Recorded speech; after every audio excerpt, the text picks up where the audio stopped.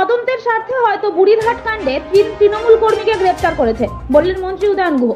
প্রসঙ্গত 25শে ফেব্রুয়ারি শনিবার দিনহাটার বুড়িরহাটে তৃণমূল বিজেপি সংঘর্ষের ঘটনায় কেন্দ্রীয় স্বরাষ্ট্র প্রতিমন্ত্রী নিশীথ প্রামাণিকের কনভয়ে হামলার অভিযোগ ওঠে তৃণমূলের বিরুদ্ধে।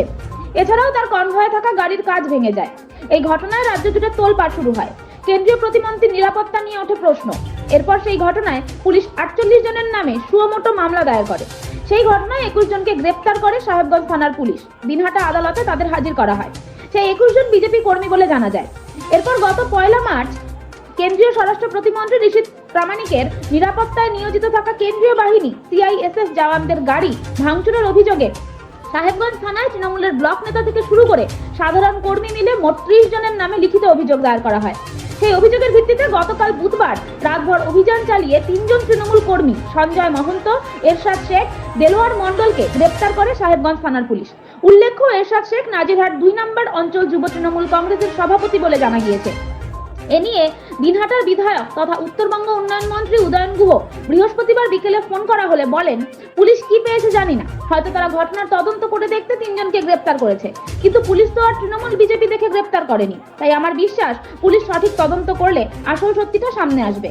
তবে মন্ত্রী আরো বলেন, আমি জোর দিয়ে বলতে পারি যে সেদিনের ঘটনায় কোনো তৃণমূল কর্মীর হাতে দলীয় পতাকা ও কালো পতাকায় লাগানো লাঠি ছাড়া যদি কারো কাছে আগ্নেয়াস্ত্র, ধারালো অস্ত্র ও হকি স্টিক আছে এমন ভিডিও বা প্রমাণ দেখাতে পারে, তবে তাদের যা প্রশাসনিকভাবে শাস্তি দেবে তাই মেনে নেওয়া হবে।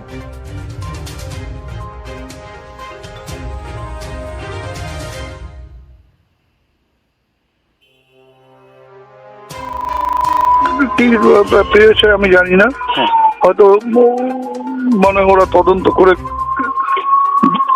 দেখেছে কি, এখন ঘটনা হচ্ছে বোঝা যাবে যে সত্যি এরা ঘটনার সাথে জড়িত ছিল কিনা বা এদের বিরুদ্ধে কে অভিযোগটা করলো।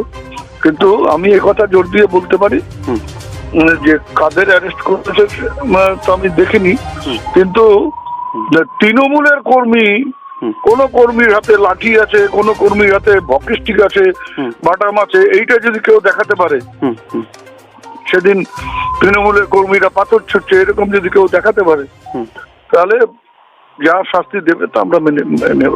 ঠিক ঠিক ঠিক আছে, ঠিক আছে।